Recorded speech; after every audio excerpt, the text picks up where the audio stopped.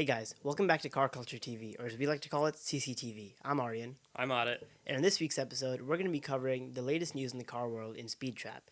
Then we're going to be moving on to Glow Up or Throw Up, where we'll discuss a car's drastic change over the years. And then we're going to move on to a new segment called Taking a Break, where we're going to be talking about some car related things you can do in your free time. Now let's get into Speed Trap. So our first bit of news today. So this right here on the screen is the McLaren Vision GT concept. It was unveiled a few years ago, and it's pretty drastic and it's pretty futuristic looking, wouldn't you say? Yeah, the thing is, typically with Gran Turismo pairing up with all these auto manufacturers to create these digital versions of what they see their cars looking like in many years to come, the Vision GT concepts for every car company, even more consumer oriented companies like Toyota and Nissan, have been these really wild futuristic style designs. So it definitely does keep with that theme, but of course it is really interesting to see McLaren putting out an almost Le Mans style racing car. So usually these Vision GT cars that the car brands make with Gran Turismo, they never come out, and they're usually just speculation. You might see like a one-off concept version, but they're usually not going to be sold. Well, McLaren announced recently that they're going to be selling their version of this car. The current code name is called the BC03, and we had some leaked images of it come out last year. Here are those. And they look pretty similar to the design. I mean, they're a little toned down, a little less drastic. They look more similar to the McLaren Senna type, but we have gotten some like specs on this new car. So as of now, they're saying that it's going to cost around $3.5 million, and you can buy a build slot. A certain company is selling build slots for about $330,000 each, just to Discount. reserve the slot for the car. Yeah, that's the thing with this car. It honestly, on the front end, to me, looks a lot like any other McLaren, definitely sticking with their design philosophy. The rear end, though, is kind of where it definitely gets really wild. I love the rare vertical tail lights that they've put on the back with the just massively sized spoiler on the back with a gigantic diffuser to match. The car looks really beautiful, really fast. Again, like sticking to that typical McLaren philosophy. But to me, it doesn't look like $3.5 million. Yeah, so like if you think about their past future cars, so you have the P1 was the start of this. Well, technically, if we want to go really back, the McLaren F1 was their first special car, Right. and then they moved on. They made the McLaren P1, and then the McLaren Senna, the McLaren Elva, which is their new roadster futuristic car, and this is supposed to be the next line of that. And if I'm gonna be completely honest, this car kind of just looks like a reiteration of the Senna, not really like its own special hypercar. I completely agree. I'm really hoping, fingers crossed, that these leaked images are just really someone's render and not the final out like production version of this car, because it looks like something that fits right alongside between the McLaren 720 series or something in that more, I guess you could say, entry to mid tier quote unquote class for McLaren, which those cars are typically priced anywhere from 200 to $400,000. This car does not look like that crazy $3.5 million car. I mean, even if you look at their last most successful, like, at least closed roof $1 million hypercar, it was the Mm-hmm. Senna. It definitely was outrageous in style. It looked beautiful. It was something completely new. And I'm really not seeing that. It looks like a copy paste on the front end of a lot of typical McLarens. And on the rear end, yeah, it has a big massive spoiler, but it doesn't it doesn't get me excited. It doesn't seem like the kind of car a little kid would want to put up as a poster in his bedroom. Yeah, it just doesn't seem as drastic enough as I think we'd like their new special car to be.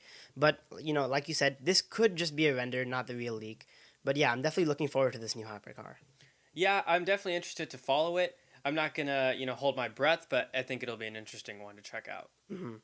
So our next bit of news here, the Lexus IS. So this is the older version. I think this is the 2020 version of the car, and honestly, it's looked the same since 2015. They haven't had any major changes, and you could say the same about the Lexus brand. They've been turning out the same cars for the last 7 years, maybe, and it's almost been like a dying brand to me when you consider it to the other like luxury brands in the market. I completely agree. When Lexus first kind of released this design philosophy with the big diamond shaped grille and the aggressive, like, fish eye hook style headlights, it was revolutionary in design and it did look really cool. But then very quickly, they just kept doing the same thing over and over and over again, while other automakers have redefined their models sometimes 2 to 3 times since the time that Lexus has released this lineup.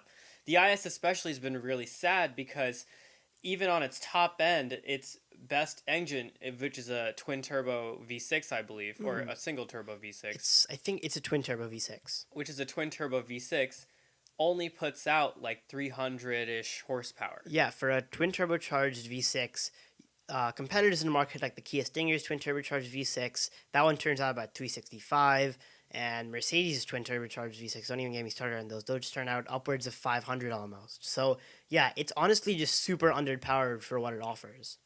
Yeah, I completely agree. That's the thing is the car has, slowed down a lot in performance and then we look at the interior and it's just those like it's a dinky Toyota interior. Yeah, You know what I mean? it's not too special, but anyways, 2021 year, we've seen lots of cars do this. Nissan did it, Chrysler did it. I mean, everyone's just doing this for the 2021 year. So we finally are getting announced that they're releasing a new version this week actually, and we have some leaked images of that car. So the blacked out one of the tail lights is the leaked image that Lexus themselves unveiled, and the other image is a leak from non-Lexus source that claims that this is what the new IS would look like. So one thing that immediately jumps off to me and one thing I'm really excited about if they actually follow through with it is if you see in that leaked image that fisheye hook highlight trim that was normally like offset from the headlights and a lot of people thought looked absolutely hideous Mm-hmm. is now finally been shifted into the headlight assembly. That looks so much more aggressive, much prettier, but unfortunately from some angles I'm seeing a little Toyota Camry. Yeah, so my main issue with this car is that this one looks sportier and it looks more sleek and, angled towards the back. This one's more like chunky in the back, honestly. Like it doesn't look as like sporty as I think I should be. When you think about like the direction that Acura has been going in and making their cars look a lot sportier, and even like Nissan making their cars look a lot sportier, this, although the headlights are a step forward, the body design almost feels like a step back. Absolutely. I'm seeing Toyota Camry, Toyota Avalon style designs. Lexus is just kind of, they look like they're lost in terms of their design philosophy. They look like they don't really have a direction. And it's sad to see because they definitely dominated when the IS first came out with the ISF. That was a V8 car. Everyone was in love with it. It sounded great. It was super sporty. And since then, they haven't made a second version.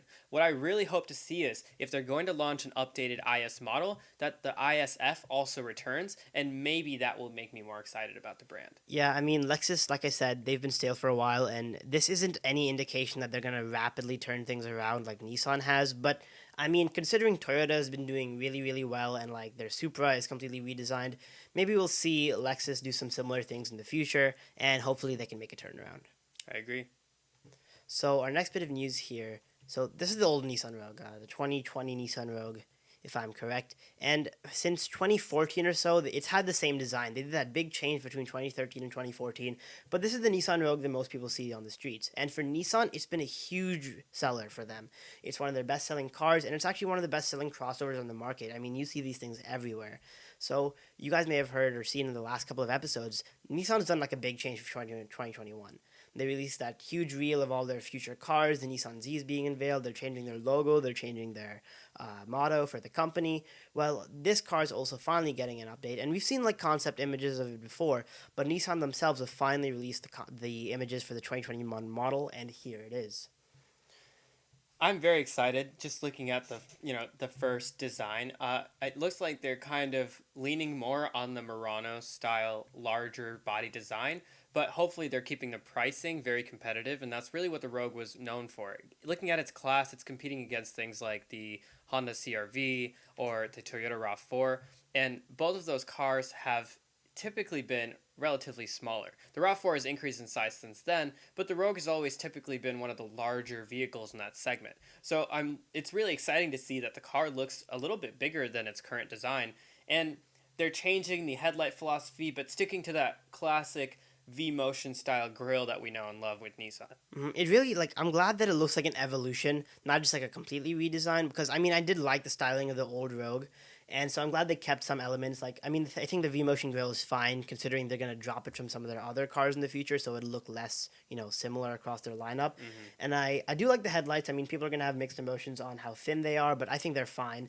But my main compliment for this car is that interior. I think it just looks great. You have somewhat of a diamond stitching going on. The gear shifter looks great. It looks really, really premium, especially if it has the same price as the Rogue. I mean, that looks like a high-end interior. And then you also have the digital cockpit, which is something that other Nissans have not had in the past. I completely agree. It's definitely good to see Nissan stepping up their interior game. A lot of competitors like Toyota and even a little bit of Honda have really started to slow down in terms of interior beauty. Kia has been leading the pack. If you look at the Stinger, for example, with a really beautiful interior, it's nice to see Nissan keeping up there. Really, the interior looks very nice, very finished. But one thing to remember is, of course, with these images that Nissan has released, this is going to be the top trim, most premium interior. Yeah, so I mean, but honestly though, Nissan's not the kind of company that makes like six different types of interiors. Those are usually pretty standard. So I mean, besides the leather seats, I honestly expect most of that to stay, and I'm really looking forward to it. But unfortunately, what's the one thing we've always wanted Nissan to do? Get rid of their CVT. So unfortunately, as of now, they've announced this car is only going to have one engine and one transmission. So the engine is just going to be a redesigned version of their 2.4-liter four-cylinder engine, and it's going to churn out 180 horsepower, which is like 10 horsepower increase. But unfortunately, they're going to keep the CVT. That's the saddest thing.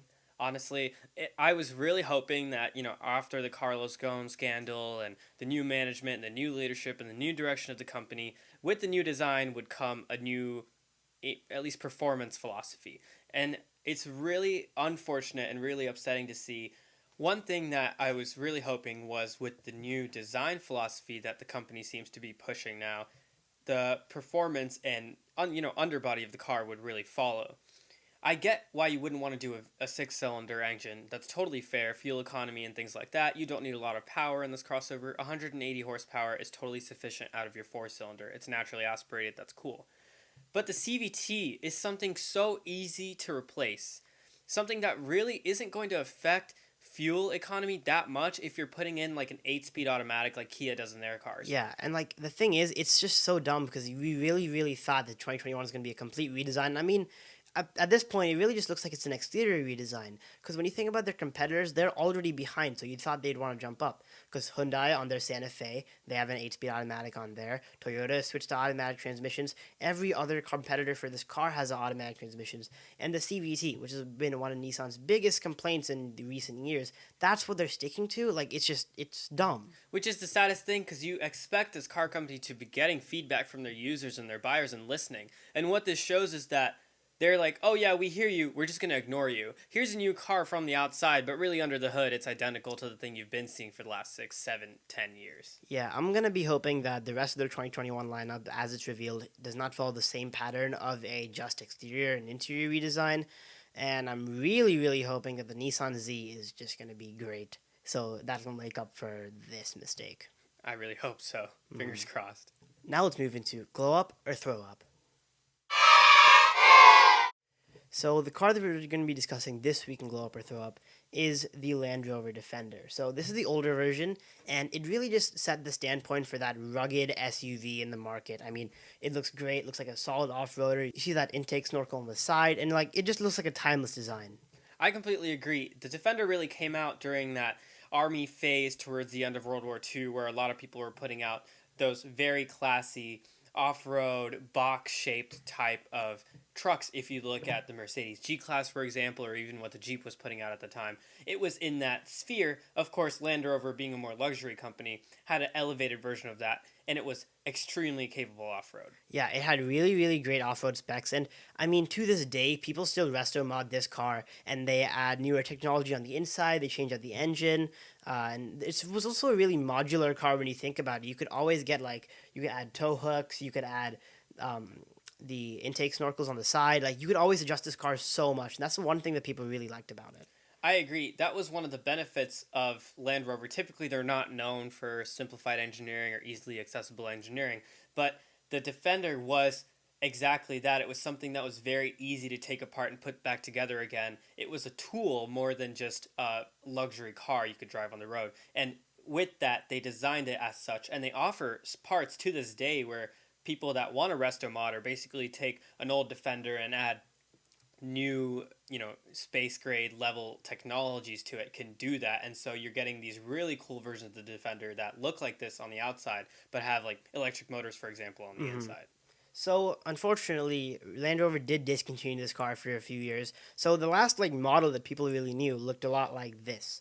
Well, in 2020, they announced that they were gonna remake the Land Rover Defender, and these are the images of that car here. Now this car is already for sale, so you might see a few on the road. But yeah, honestly, it just looks like a concept car, which is what I really like about it.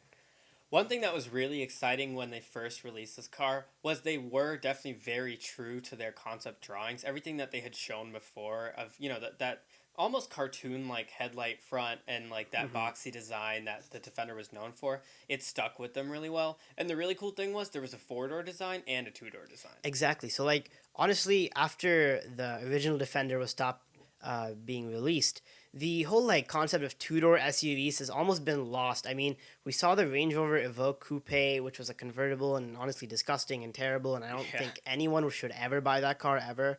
Like, and we saw the Nissan Murano Cross Cabriolet, which is even worse.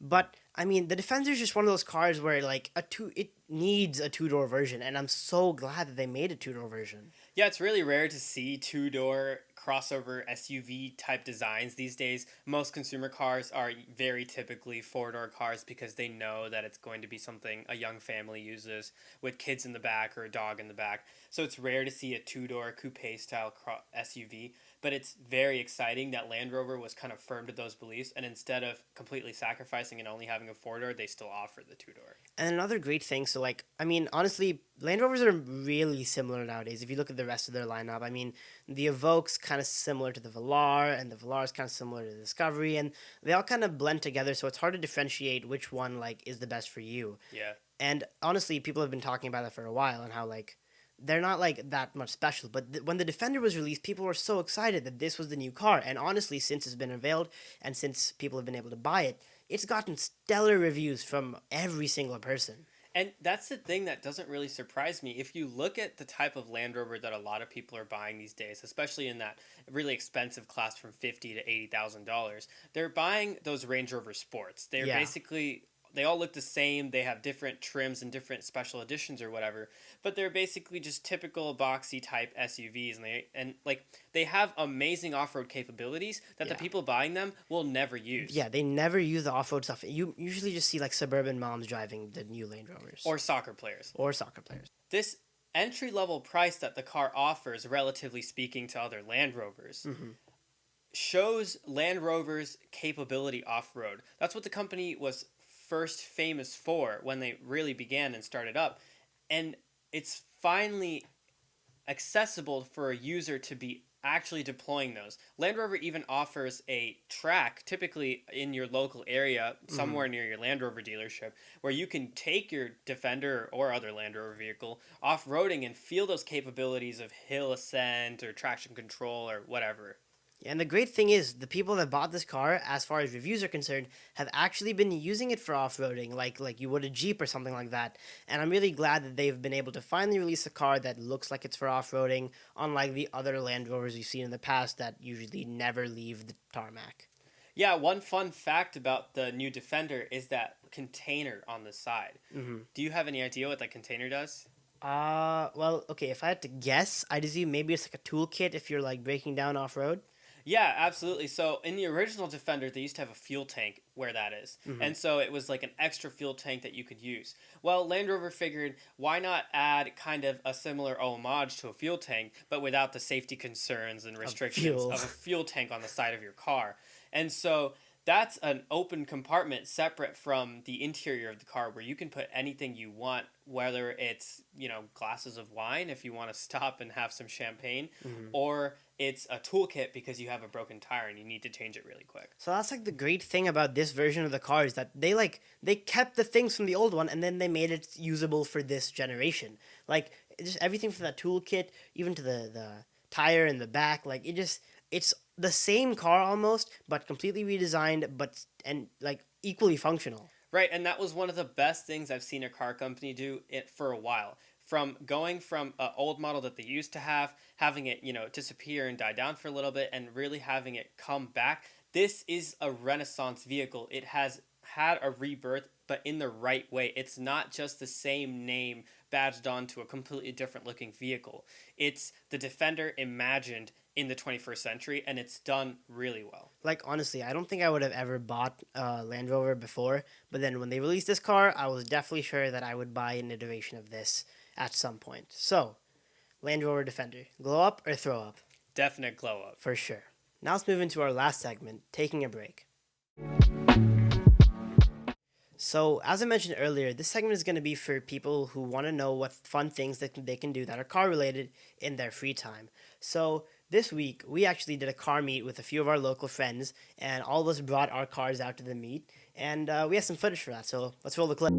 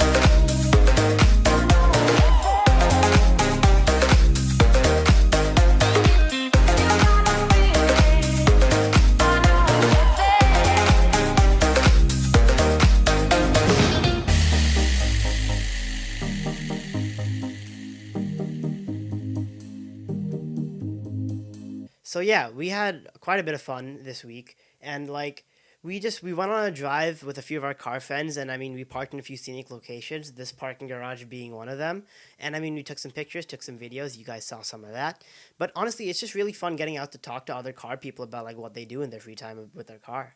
I completely agree, especially during this, COVID-19 quarantine. It's been hard interacting with people, let alone finding other people that want to talk about cars with you, besides yourself. Yeah. And so it was really exciting to go out, hang out with other car lovers, and honestly learn a lot along the way. So, yeah, I mean, we learned a lot about the cars that people had and what they worked on with their cars and what kind of specs their cars was and how they were like dealing with it. So we don't have manual cars. I mean, in this picture, the Kia Stinger and the Tesla, which are both ours, they're automatic. And I mean, well, the Tesla doesn't even have gears. But Right. so manual cars are always something that we're interested to get into. Well, in this picture, the Hyundai Genesis, which is the silver car, and the Mazda Miata were both manual. So it was really interesting to learn about driving a manual car from their perspective and like how it is on the highway and things like that.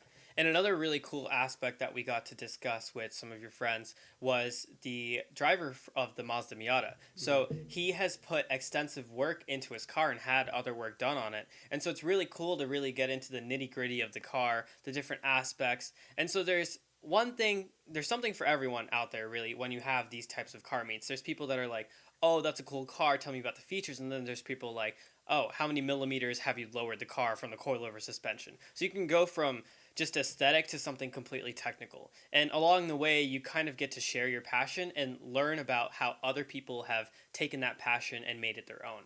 And then it was really fun for me at least to get some footage of the cars, get some pictures, and like edit them later. Because honestly, that's something I've been really wanting to get into. And like car photography is really easy to do. And like I mean, a picture like this could just be like a wallpaper if you really wanted it to be. Yeah, and it just kind of shows that a passion for cars doesn't just mean that you love driving your car every day or you like to take it to a racetrack and go wild. Sometimes it's a lot more about going for a really nice cruise around town, wherever you are, hanging out with some friends, having a good time, and sharing your passion with others without having to do something very specific with your car. Yeah, honestly, the whole day that we had this bit of a small car meet, I mean, it was really great. And I mean, after we did it and some people saw the footage that we recorded, they were really interested in joining too. So honestly, you can build your own like mini car community and, get together and just have a good time talking about cars.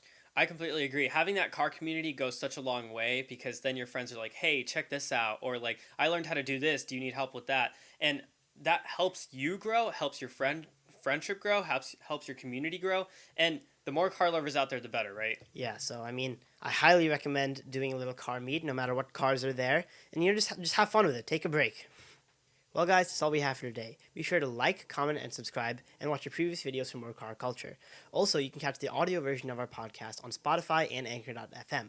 The link for that will be in the description. And stay tuned for next week's episode. Bye. Thank you.